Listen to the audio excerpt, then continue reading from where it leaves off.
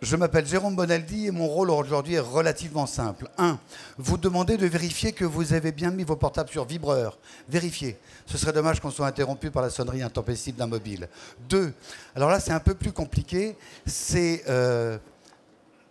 d'être timekeeper. Timekeeper, ça veut dire que les gens qui vont monter sur scène, on leur a demandé d'être courts, on leur a envoyé un mail pour leur dire très, très court. Et alors, on leur a envoyé un deuxième mail pour leur dire qu'il faut faire très très court. En gros, l'idée c'est, je vous en prie, tous soyez denses. On va essayer, si ça ne vous gêne pas, d'avoir une sorte de conducteur de travaux, de ce qu'on va dire aujourd'hui. D'abord la parole évidemment au secrétaire national, pardon, au représentant de la FFB Bretagne. Ensuite, sur le numérique. Les enjeux, ça serait bien qu'on se tienne à 20 minutes. Bonjour, qu'est-ce qui est en jeu derrière? 2, derrière, les avantages. Beaucoup de gens vont monter sur scène, à la fois des architectes, des conducteurs de travaux, des métalliers, des maçons, sur les avantages au moment de la conception, au moment de la réalisation, au moment de l'exploitation. Il sera 11h30, logiquement on parle des solutions jusqu'à midi. À midi, on a un rendez-vous important avec un représentant de la French Tech. Pas n'importe qui, c'est le représentant, vous savez que la Bretagne, enfin Rennes-Saint-Malo est l'un des 9 territoires de French Tech. Donc le monsieur qu'on va avoir au téléphone nous racontera comment est-ce que le numérique va passer un peu partout. Et à midi, on parlera des outils avec des trucs très concrets. Je vous invite dès maintenant, on a fini normalement à midi et demi, j'aurais promis. Je vous invite dès maintenant, dès midi et demi, à aller voir les exposants, les partenaires, parce que tous ici ont des solutions très simples, très concrètes, très pratiques, qu'on abordera ici d'une façon superficielle, et vous pourrez aller voir ensuite comment ça fonctionne réellement. Voilà, je propose tout de suite de laisser la parole au président de la FFB Bretagne, Hugues Vanel.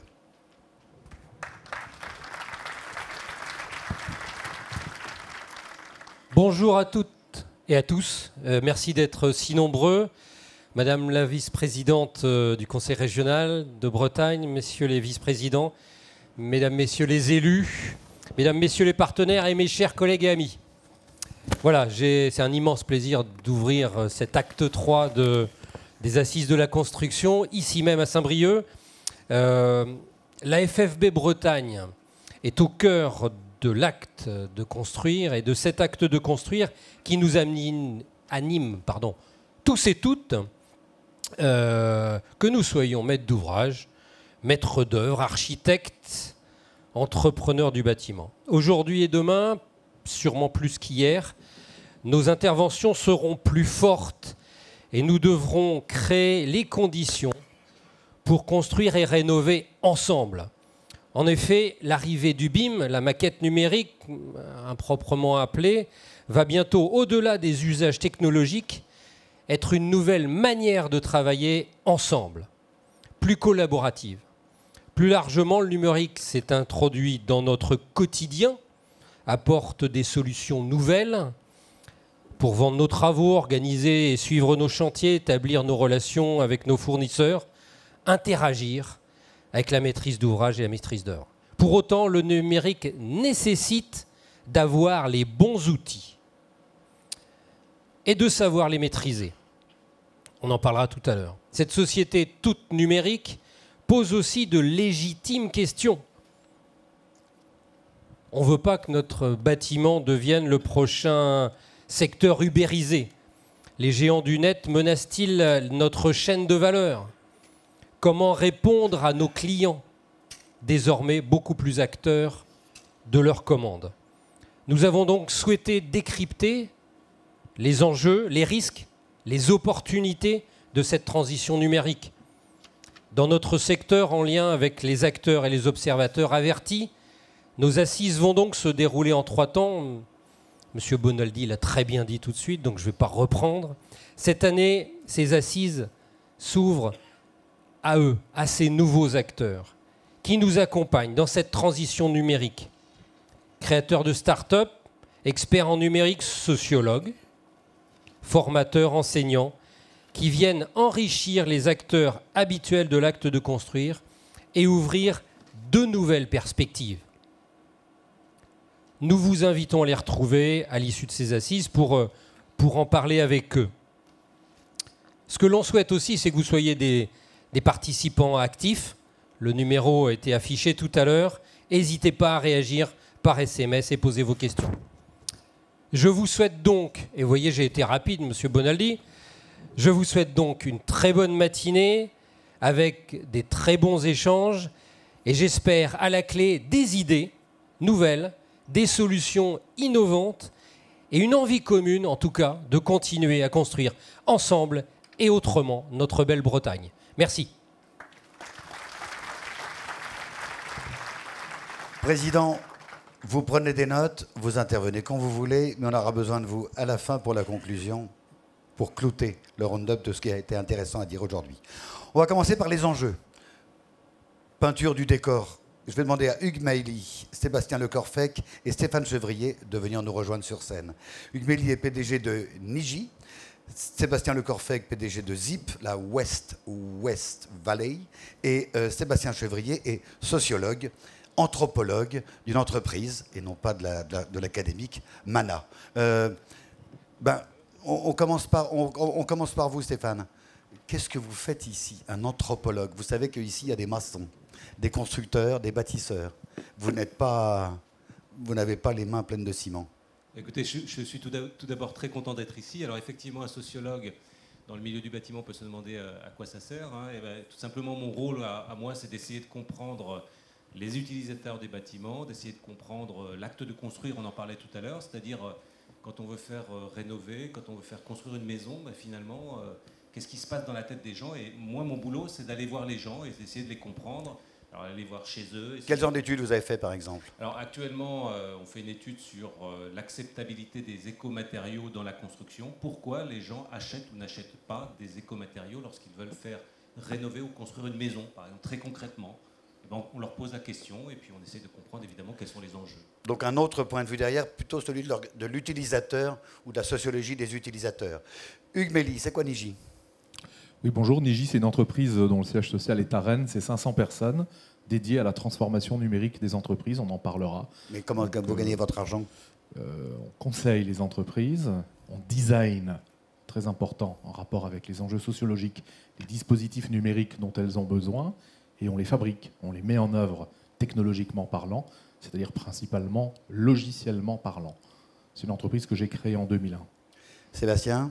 Oui, donc de mon côté, effectivement, j'ai une société qui s'appelle Zip, qui intervient sur tout ce qui est stratégie numérique, qui conçoit des applications depuis Brest jusqu'à Miami pour certaines startups. Et à côté de ça, depuis hier, vous l'avez peut-être vu, c'est tombé dans la presse, j'ai monté un fonds d'investissement dédié aux startups en Bretagne. Donc le premier écosystème labellisé French Tech en région. Et aujourd'hui, du coup, j'ai un fonds de 30 millions d'euros à investir dans les startups du Grand Ouest et aussi les entreprises traditionnelles en mutation numérique. 30 millions d'euros. Le portable de Sébastien, vous pouvez l'appeler tous les jours, surtout la nuit, 06. Mais sérieusement, les apps, les applications que vous faites, c'est quoi? Des applications, par exemple My District, une application à Miami qui permet du coup de disrupter le guide du routard. Ce sont les gens... En français. Ce qui permet de disrupter, on ne comprend pas. C'est quoi votre appli? Des applications que j'ai pu faire. Oui. La plus simple que vous connaissez tous. Merci. Copain d'avant, voilà, je suis créateur de Copain d'avant, voilà, qui permet de retrouver des gens. Il y a plein d'applications comme ça, du covoiturage, on a fait plein de choses. Voilà. D'accord, on a fait la présentation. Je voudrais présenter un monsieur qui ne peut pas être là, mais qui est très important dans ce qui nous concerne aujourd'hui, le plan numérique pour le bâtiment, c'est Bertrand Delcambre. Bertrand Delcambre, c'était l'ancien patron du CSTB, le Centre scientifique et technique du bâtiment, qui est maintenant dans les mêmes locaux à Paris, chargé du plan numérique pour le bâtiment. Il a tenu à être là. Regardez.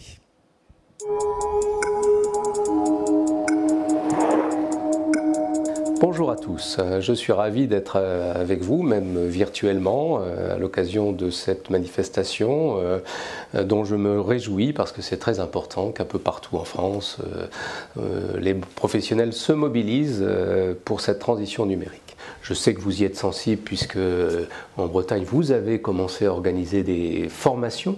Il faut apprendre, découvrir et apprendre. Et donc, voilà, on se réjouit de voir que dans certaines régions, le coup est parti Et merci aux pouvoirs publics régionaux d'encourager ces formules. Vraiment, c'est une grande priorité, hein, c'est ressenti par toutes les organisations professionnelles. Et donc, il faut que nous encouragions effectivement la mise en place de formules adaptées aux besoins et aux attentes des professionnels du bâtiment, parce que le numérique bouleverse les pratiques, ça bouleverse les habitudes.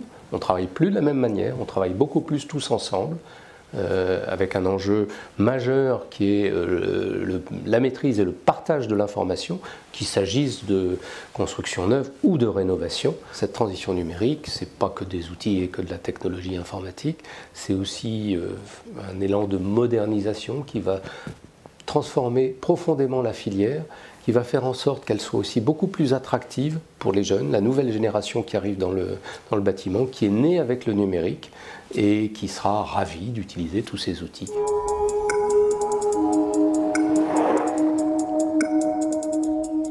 Alors, on va essayer d'être interactif. À la demande de Sébastien, on va faire un petit sondage. Qui parmi vous a une présence sur Internet? Levez la main. Ceux qui ont une présence sur Internet. Bon, c'est déjà pas mal. Donc, on ne parle pas des néophytes. Donc, on ne refera pas la messe. C'est pas la peine de faire back to basic. C'est la question facile. Qui a déjà utilisé 1, 2, 3 devis? Ah ouais, les parts de marché ne sont pas en Bretagne. Tout le monde n'est pas obligé d'utiliser parce qu'il n'y a pas que des gens qui seraient amenés à. Hein. Et parmi ceux qui ont utilisé 1, 2, 3 devis, est-ce qu'il y a des gens qui ne sont pas contents de 1, 2, 3 devis? Bon, il y a peu d'utilisateurs. Ah, okay. Monsieur, okay. Vous aurez la parole tout à l'heure. Il n'est pas content du tout. Ça vous dit quoi, Sébastien? Hugues. Ça veut dire quoi? Que autant de gens soient penchés sur Internet. Ça veut dire qu'en fait, le numérique... Alors, je voudrais juste vous faire partager quelques mots didactiques à propos du numérique. Ça me semble absolument fondamental. Numérique, c'est pas technique, et encore moins informatique. Ça, il faut que vous le mettiez bien dans le crâne. Numérique, c'est une double convergence. C'est la convergence entre les usages, ce qu'on appelle aujourd'hui les usages. Donc, pourquoi le ferais-je? Que ferais-je? Le pourquoi et le quoi. Et effectivement, la technologie, donc le comment. Le comment je vais le faire. Mais ça n'est pas que le comment. Et c'est certainement d'ailleurs pas le bout par lequel il faut le prendre. Le bout par lequel il faut le prendre, c'est le bout fonctionnel. C'est le bout des idées. C'est le bout de l'utilisation. Donc numérique, quand vous entendez numérique dorénavant, pensez convergence entre les usages et la technologie. Et c'est une deuxième convergence, celle-là, c'est la convergence entre l'information et la communication. Ceci est, pour vous tous, autant, voire plus, un outil d'information qu'un outil de communication. Et pourtant, c'est un téléphone. On a cette convergence extrêmement forte depuis 15 ans entre l'univers des applications et l'univers des réseaux, entre le domaine de l'informatique et celui des télécommunications, entre les contenus et les contenants, comme disait autrefois Jean-Marie Messier. Et quand vous avez compris ça, vous avez une approche du numérique qui est complètement différente. Et ce qui s'est passé au cours des 10 dernières années, le vrai changement de paradigme, c'est que le numérique est véritablement passé dans la rue. C'est la rue qui décide. Oui, c'est-à-dire vous tous, dans toutes vos diversités générationnelles, socio-professionnelles, de genre humain bien sûr, d'origine ethnique, de confession, de conviction, de passion et toute autre diversité qui vous traverserait la tête, c'est vous qui donnez le là, c'est vous qui donnez le tempo. Et l'entreprise, le monde professionnel est structurellement à la traîne de ça et il n'a pas le choix, comme je le dis souvent, s'il ne veut pas être à la rue, de se mettre dans la rue. Et se mettre dans la rue, c'est laisser la rue rentrer en soi. Jérôme, et c'est laisser tous ces usages rentrer en soi. Les entreprises sont encore en retard par rapport à la rue. Quand on entend parler numérique, on n'entend que des gros. C'est Google, enfin c'est GAFA, c'est Google, Amazon, Facebook, Apple. C'est Elon Musk, milliardaire, qui fait la Tesla. C'est Amazon qui rentre, c'est Nest qui va rentrer dans nos foyers. Et on se dit, c'est pas pour moi. Je suis en retard. Mon fils est plus en avance que moi. Mes enfants, dans la rue, ils utilisent mieux que moi. Et 2, en plus, c'est réservé aux gros. Conclusion. Donc, c'est vrai que Hugues, le message qu'il vous fait passer avec beaucoup d'énergie, il a totalement raison. Il faut, dans cette transformation numérique, que vous, au niveau du top management, vous formiez du coup au digital, que vous compreniez ce qu'il se passe réellement. C'est donc de la technique, contrairement à ce que disait Hugues. C'est pas Non, c'est de comprendre ce qui se passe. Ce n'est pas que de la technique. Les collaborateurs à un niveau inférieur dans l'entreprise peuvent s'intéresser à la technique, aux data, tout ça. Ça, c'est vrai. Mais à un moment, il faut que le top management comprenne vraiment ce qui est en train de se passer. Ouais. Mais c'est-à-dire faire des petits cours. Oui. De la formation. Ah, bien sûr. 210 heures de formation. Il faut absolument que votre secteur se forme au digital. C'est essentiel. Oui, mais tout le monde dit c'est essentiel, c'est essentiel. Et alors ? C'est pas grave. Moi, je suis maçon. Si, ce qui va se passer, Jérôme, c'est les géants, les GAFA, avec Google, avec Nest, c'est eux qui vont avoir le lien avec le client final. Et là, c'est une histoire de chaîne de valeur. Sur cette chaîne de valeur, eux vont être effectivement en aval, ils vont avoir cette manne financière, et à un moment, vous allez vous partager le reste de ces moyens financiers. Et là, c'est un danger. C'est ce qui s'est passé tout simplement avec les bookings dans l'hôtellerie. À un moment, les hôteliers étaient super contents, super, on reçoit du flux, mais à un moment, c'était 20%. Et vous êtes menacés aujourd'hui par ça, avec notamment Google qui rentre dans la maison avec vous avez vu le décor. Vous avez vu le décor fait par Dominique. On est quand même dans du bâtiment. On peut avoir la tête dans les étoiles, mais on a quand même les pieds dans la gadouille. Là, vous êtes en train de nous parler de big data. Il n'y a pas d'ubérisation du parpaing.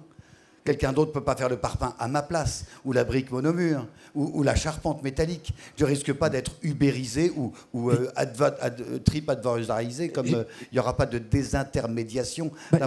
Ça n'est pas délocalisable, mon boulot. Bon, l'histoire des hôtels, c'est il y a 5-6 ans, c'était pareil. Hein. Les hôteliers se disaient, mais non, on aura toujours nos marges, on sera confortable. Je vous parle de chaîne de valeur, je ne vous parle pas de votre métier. Je vous parle de l'argent que vous allez perdre avec ces géants du net. Et Booking a grappillé comme ça ces marges-là. Et ça serait pareil avec Google, un Google Bâtiment un jour. Alors, qui va grappiller ma part de marché, moi qui suis entreprise générale du bâtiment ? Là, c'est pareil. On a une start-up qu'on a lancée qui s'appelle Allo Voisin. C'est chez nous. Aujourd'hui, beaucoup d'artisans et de clients finaux sont déçus par le manque de réactivité lorsqu'il y a des devis qui sont faits. On voit les témoignages sur Allo Voisin. Du coup, ils passent par cette plateforme-là. Nous, on prend une marge grâce à cette plateforme-là. Et à un moment, on a la relation avec le client. Chose que vous allez perdre avec des acteurs du numérique. Je ne sais pas si je suis clair là-dessus. Donnons la parole aux sociologues, anthropologues. Vous dites, vous, le numérique change la relation client. Oui, parce qu'effectivement, je pense que l'un des grands enjeux, alors vous l'avez dit, quand on dit le numérique est dans la rue, ça veut dire que d'abord, on est dans une société de la mobilité. Hein. C'est un premier élément extrêmement fort. C'est-à-dire que si on regarde 10 ans en arrière, notre société est devenue hyper mobile, puisque c'est la plupart du temps avec un smartphone d'ailleurs qu'on peut interagir sur le monde numérique. Hein. Donc ça, c'est une dimension extrêmement importante. Mais dans ce domaine d'activité comme dans bien d'autres, la question qui se pose et la question qui est centrale, c'est la question de la relation de confiance, tout simplement. Hein. Donc c'est la question finalement comment je peux faire confiance à un intermédiaire, un professionnel, comment se construit la relation de confiance. Et celui qui a la capacité à capter le contact et à construire la relation de confiance, c'est celui qui tient finalement une partie de la chaîne de valeur. Hein, on le voit bien dans certains domaines. Alors là, si vous voulez, c'est intéressant de sortir du monde du bâtiment parce qu'il ne faut pas en être enfermé. Airbnb, quand vous regardez une plateforme comme celle-ci, eh bien, il faut montrer patte blanche si vous voulez être client ou si vous voulez être hôte. Alors, on va vous demander de mettre éventuellement une photo d'identité, hein, et une photo d'identité de face. On va vous demander... vous allez peut-être, dans certains cas, n'accepter que des clients qui ont des avis positifs. Vous voyez, donc là, on est dans un processus de construction de la confiance. C'est-à-dire que, et c'est essentiel, parce que si vous prenez dans un autre domaine comme Blablacar ou comme Uber, si vous avez un chauffeur qui est, j'allais dire, un repris de justice, ça pose des questions fondamentales. D'ailleurs, on voit que Uber, aujourd'hui, est en procès aux États-Unis avec un certain nombre de villes. Ça veut dire que je ne vends pas uniquement des murs ou des maisons, des parpaings ou des briques, je vends de la confiance. Alors ça veut dire qu'effectivement, et moi ça me paraît effectivement fondamental, c'est qu'un artisan, comme toute profession aujourd'hui, ne vend plus simplement de la technique, il vend de la relation et particulièrement de la relation de confiance. Et j'allais dire, dans le domaine du bâtiment, c'est d'autant plus important qu'on construit quelque chose qui parfois est une maison, pas toujours, mais la maison c'est quand même symboliquement très fort quand même, hein. Alors au-delà, il y a évidemment les autres types de bâtiments. Et donc, un artisan, les professionnels du bâtiment dans ce secteur-là, ils vendent de la confiance qui doit être renouvelée à l'heure numérique. Se pose la question de la fidélisation du client. Quand le bâtiment est terminé, avec le numérique, il y a toute la maintenance, la prolongation, l'histoire du bâtiment, et on parlera de la gestion, hein, du bâtiment ensuite, mais on peut refaire du business avec le numérique plus. Oui, enfin, je crois que c'est bien le sens de l'histoire, et ça a été dit, on ne vend plus un produit ancré dans sa matérialité, qui regarde d'ailleurs en général la possession, je l'achète et je l'amortis, mais on vend dorénavant un couple entre le produit et le service.